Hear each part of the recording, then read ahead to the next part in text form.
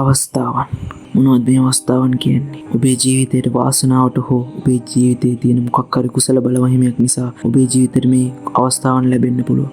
නමුත් කිසිම මොහොතකදී ඔබ බලාපොරොත්තු වෙන්න එපා හැම මොහොතකම ඔබට මේ අවස්ථාවන් ලැබෙයි කියලා නම්. මොකද බොහොම අතලොස්සක් වෙන්න පුළුවන් ඔබට මේ අවස්ථාවන් ලැබෙන්නේ. එහෙනම් ඔබේ අවස්ථාවන් ඔබේ උත්සාහය ධෛර්ය කැපවීමෙන්ම ඔබේ ජීවිතය ළඟා කරගත යුතු වෙනවා. ඔබේ ජීවිතයට ඒ උපයාගත යුතු වෙනවා. ඒ අවස්ථාවන් උපයා ගන්න නම් Taman නියම ජයග්‍රාහකයෙකු වෙන්න වෙනවා. නියම ජයග්‍රහණයේ සිතුවිල්ලක් ඇත්තෙකු වන්නට වෙනවා. නියම ජයග්‍රහණයේ මාවත හඹා යන්නෙකු වන්නට වෙනවා. සරු බව මොකක්ද කියන දේ තේරුම් අරන් ඒ වෙනුවෙන් වැඩ කරන කෙනෙක් වෙන්නට වෙනවා. ඔබේ ජීවිතයේ බාධකකම් කටළු අගහිඟකම් ඕන තරම් නැති. ඒ දේවල් වලට කිසිම අයුරකින් ඔබ විශේෂ පුද්ගලයෙකු වෙන්නේ නැහැ. මොකද ඒකට හේතුව තමයි ඒ දේවල් මේ ලෝකේ ඕන කෙනෙක්ට පොදු වෙන දේවල් වෙන්න පුළුවන්. මේ ලෝකේ අතලොස්සස් පිරිසකට ඒ දේවල් පොදු දේවල් නොවුනත් ඔවුන්ට මොනෑම ආකාරකින් හෝ ගැටලු ප්‍රශ්න කියන දේවල් එනවා. මේ ලෝකේ ප්‍රශ්න නැති පුද්ගලයෙක් නෑ. මේ ලෝකේ 100% පරිපූර්ණ පුද්ගලයෙක් නෑ. හැබැයි Tamanට පුළුවන් උපරිමයෙන් මේ ප්‍රශ්න විසඳගෙන Tamanට පුළුවන් උපරිමයෙන් පරිපූර්ණ වෙන පුද්ගලයෝ මේ ලෝකේ විශේෂ වෙනවා. ඒකට හේතුව තමයි ඕන් ජයග්‍රහණයේ මාවතට Tamanව යොදවා ගන්න නිසා, Taman යොමු කරගන්න නිසා. හොඳට මතක තියාගන්න මේ ලෝකේ කිසිම මොහොතකදී කිසිම පුද්ගලයෙක්ට සර්ව සම්පූර්ණ වෙන්න බැරි වුණත් ඒ පුද්ගලයාට 100% සාර්ථක වෙන්න බැරි වුණත් ඒ පුද්ගලයාට තමන්ගේ උපරිමය කළා නම් ඒ උපරිමෙන් තමන් උපරිමේ සාර්ථකත්වයට ළඟා වෙලා නම් අන්නේ දේ තමයි තමන් නියම සාර්ථක පුද්ගලයෙකු, තමන් නියම ජයග්‍රාහකයෙකු වුණා වෙන්නේ. හොඳට මතක තියාගන්න මේ ලෝකේ කිසිම විදියකින් අපිට මේ ලෝකේ සාර්ථකත්වයට යන්න බෑ. ඒකට යන්න ඇම්ම නැති ඒ ඇම්ම කියන දේ අපි විසින්ම හදා ගන්න ඕනේ. මොකද කිසිම දෙයකට ආසාවක් නැත්තම් ඔබට ඒ දේ ළඟා කරගන්න බොහොම අමාරු වෙනවා.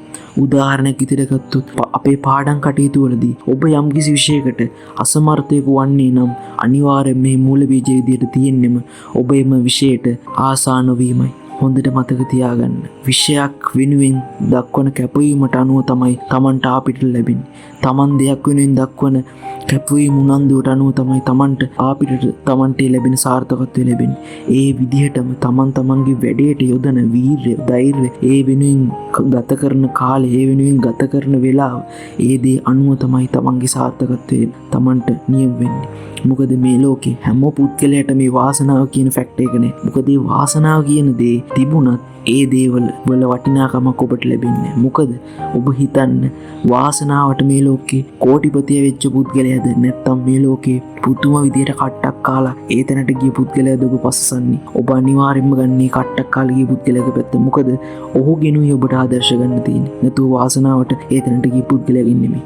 මොකද ඔහු අර කට්ටක් කාපු නිසා ඔහු දන්නවා තමන්ගේ ජීවිතේ කොච්චර බැරෑරුම්ද, ඒ සාර්ථකත්වයට යන්න තමන් කොච්චර කට්ටක් කන්න ඕනිද, ඒ වෙනුවෙන් තමන්ට කොච්චර බාධක හිරියර ආවද, ඒ බාධක මැඩගෙන තමන් කොහොමද ඉස්සරහට ගියේ, තමන් මොනවද ඒවට අනුව ගහපු ප්ලෑන්ස්, තමන් මොනවද ඒ ගෝල්ස් ඇචීව් කරගන්න දක්වපු දක්ෂතා, තමන් මොනවද ඒ වෙනුවෙන් කරපු කැපකිරීම, ඒ හැමදේම දන්නේ අන්න ඒ සාර්ථකත්වයට ඒ සියලු බාධක මැඩගෙන ගිය පුද්ගලයා මිසක් වාසනාවට ඒ තැනට ගිය පුද්ගලයා නෙමෙයි. හොඳට මතක තියාගන්න මේ ලෝකේ සාර්ථක වගේම මේ ලෝකේ ඉහළම වෙන පුද්ගලයෝ වෙලා තියෙන අද වෙනකොට වාසනාවට ඒ තැනට ගිය පුද්ගලයෝ නෙමෙයි.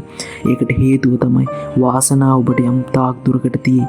නමුත් එතනින් එහාට යන්න ඔබට ඔබේ කැපවීම අනිවාර්යම අවශ්‍යයි. මේ ලෝකේ දිනන පුද්ගලයෙක් වෙන්න නම් ඔබට ඒ කැපවීම උනන්දුව කියන දේ තියෙන්න ඕනේ. ඒ වගේම ඔබේ මනස එකඟකම, ඔබ යම්කිසි අරමුණකට ඔබේ මනස එකඟකම යොදනවා නම් ඒ මනස එකඟකම තුලින් Tamanට ලැබෙන බලය, Tamanට ලැබෙන ඒ ශක්තිය කියන දේ මේ ලෝකේ විද්‍යාත්මකව Tamanට ඔප්පු කරන්න බැරි වෙන්න පුළුවන්. නමුත් ඒ දේ අධ්‍යාත්මික වශයෙන් අනිවාර්යයෙන්ම තියෙනවා. Taman යම්කිසි දෙයකට අධ්‍යාත්මිකව ඒකාග්‍ර වුණොත් ඒ ඒකාග්‍ර වීම තුලින් Tamanට ලැබෙන බලයෙන් ඒ අරමුණට යන එක Tamanට මහලුක අමාරුදයක් වෙන්නේ. ඒකම Tamanගේ ඇඟ ක්‍රියා කරන්න ගන්නවා. මොකද ඒකට හේතුව තමයි ඕනම දෙයක මූල බීජය ඉතා ශක්තිමත් නම් ගසක් දලුලා වැඩෙන්න මහලුක අමාරුවක් නැති නිසා.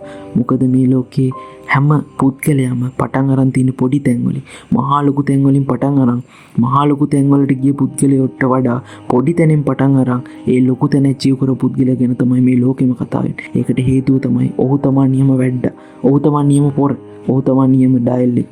අපේ භාෂාවෙන් කිව්වොත් එහෙනම් එවැනි පුද්ගලයෙකු වෙන්න අපි මොනවද දක්වන්න ඕනි? අපේ විභවයන් මොනවද? අපි ඒ වෙනුවෙන් දක්වන්න ඕනි කැපකිරීම මොනවද? අපි ඒ වෙනුවෙන් දක්වන්න ඕනි අපේම දක්ෂතා ඒ දේවල් තමන් විසින් මර්ධනය කරන්න ඕන.